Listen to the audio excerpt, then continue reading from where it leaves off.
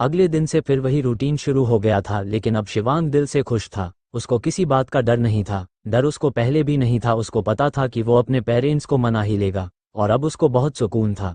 अब वो और भी सच्चे मन से अपना काम कर रहा था।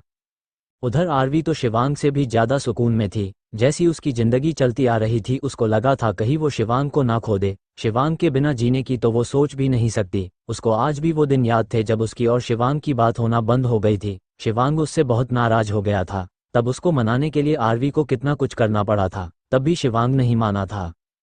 असल में हुआ ये था कि आरवी ने खुद को चोट पहुंचाने की कोशिश की थी, जिसके कारण शिवांग उससे बहुत नाराज हो गया था, और उसने पूरे 2 महीने ना आरवी से बात की थी और न उसको अपनी शक्ल दिखाई थी।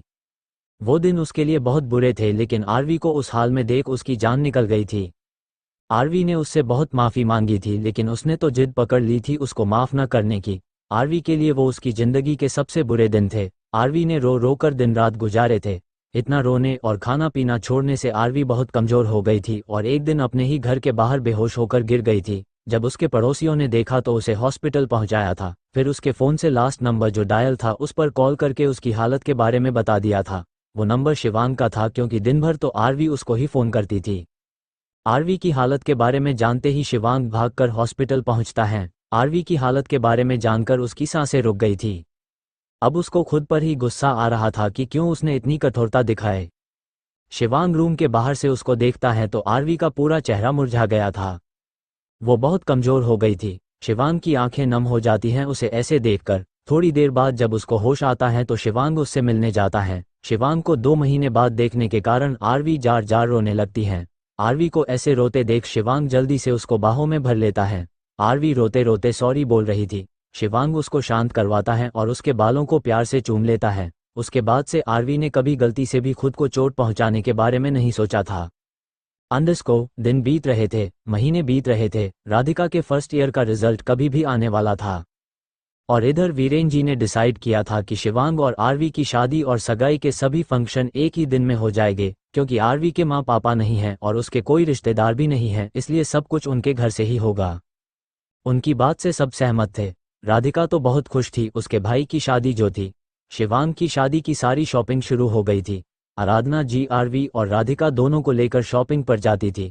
शिवांग भी उनके साथ जाता था। दिन इतने जल्दी बीत रहे थे कि शादी कब नजदीक आ गई किसी को कुछ पता ही नहीं चला। सब बहुत खुश थे। घर की पहली शादी थी, और सबसे ज्यादा तो राधिका एक्साइटेड थी।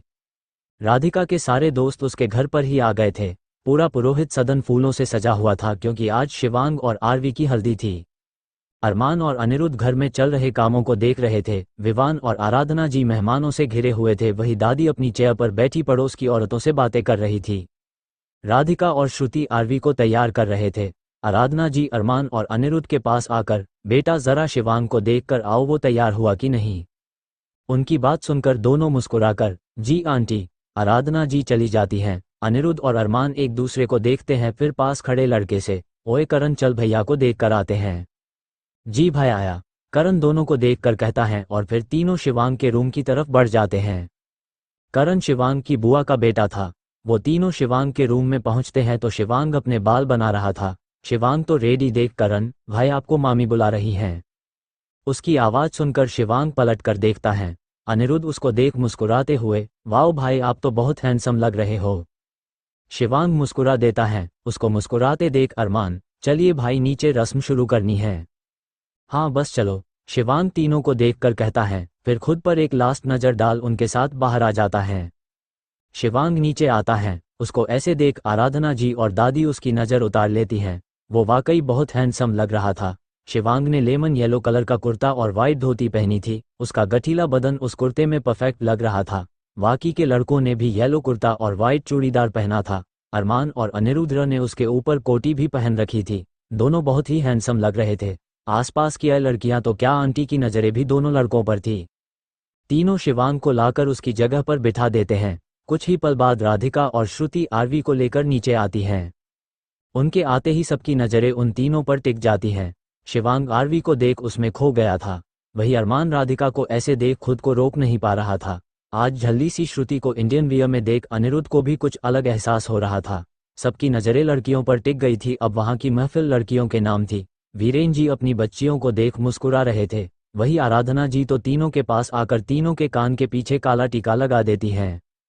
आरवी ने येलो कलर की साड़ी पहनी थी जिसके ऊपर फूलों की ज्वेलरी, बालों की बहुत सुंदर सी चोटी बनाई थी जिसको डेकोरेट किया हुआ था, बहुत लाइट सा मेकअप और आंखों में शर्म की लाली। आरवी बहुत खूबसूरत लग रही थी।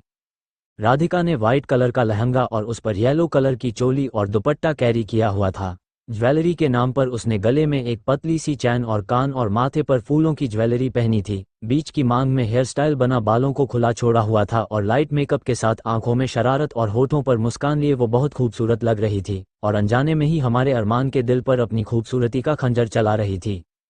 वही श्रुति ने येलो का क्रॉप टॉप पहना था जिससे उसकी थोड़ी सी कमर दिखाई दे रही थी। बालों का मैसी बन बनाया हुआ था और लाइट मेकअप के साथ कानों और माथे पर फूलों वाली ज्वेलरी पहनी हुई थी। सब एक से बढ़कर एक लग रही थी।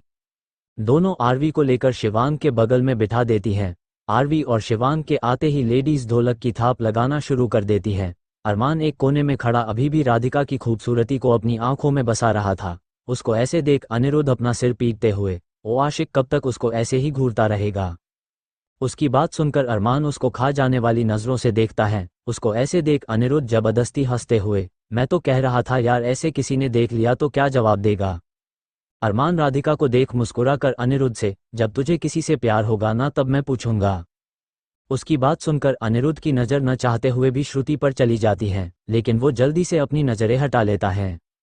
आराधना जी दोनों को हल्दी के शगुन का टिका लगाती है, फिर एक एक करके सब उनको हल्दी लगाते हैं। आसपास की सारी लड़कियां डांस कर रही थी, उनमें से एक आकर राधिका और श्रुति को भी खींच कर लेती है। बस इसी की देर थी, राधिका ने फिर जमकर डांस किया। उसको वैसे भी बहुत शौक था डांस करने का, और भाई की शादी में वो कैसे खुद को रोक लेती। सब मिलकर खूब धमाल मचाते हैं। राधिका और श्रुति भी जाकर शिवांग और आरवी को हल्दी लगाते हैं और फिर जब रस्म पूरी हो जाती है तो सब दोनों को ऊपर कमरे में भेज देते हैं।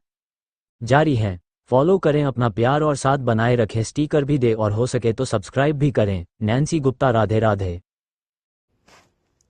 हाय, मैं नैन्सी हूँ, क्रिएटर ऑफ स्टोरी स्पार्क। आप मेरी स्टोरीज को मेरे चैनल पर सुन रहे होंगे एंड आई होप आपको पसंद भी आ रही होंगी।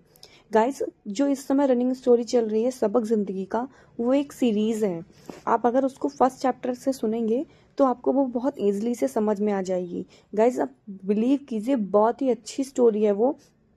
आप एक बार सुनिए। एक ऐसे जिंदा दिल लड़के की कहानी है जिसकी ज़िंदगी में एक ऐसा टर्निंग पॉइंट आता है जहाँ पर वो पूरी तरीके से टूट जाती है, लेकिन आप कह सकते हो कि उसका दोस्त या उसका प्यार उसको उस चीज़ से बाहर निकालता है। अब वो टर्निंग पॉइंट क्या है, या उसका दोस्त कौन है, या और भी क्या चीज़ें हैं इस स्टोरी में, वो सब आपको जब आप सुनोगे तब समझ में आएंगी और बिलीव कीजिए आपको बहुत ही अच्छी लगेगी। आज की टाइम जनरेशन में जो हो रहा है ये उसी से रिलेटेड एक कहानी है। आप प्लीज़ इसको एक बार सुनिए एंड समझने की कोशिश कीजिए। अगर आपको कहानी अच्छी लगती है तो मेरे चैनल को लाइक, शेयर एंड सब्सक्राइब कीजिए। एंड अगर आपको स्टोरी से रिलेटेड कोई भी आइडियाज़ हैं या आप चाहते हो मैं इस स्टोरी में कुछ चेंजेस करूं तो आप मुझे कमेंट सेक्शन में ज़रूर बताइए। Thank you so much.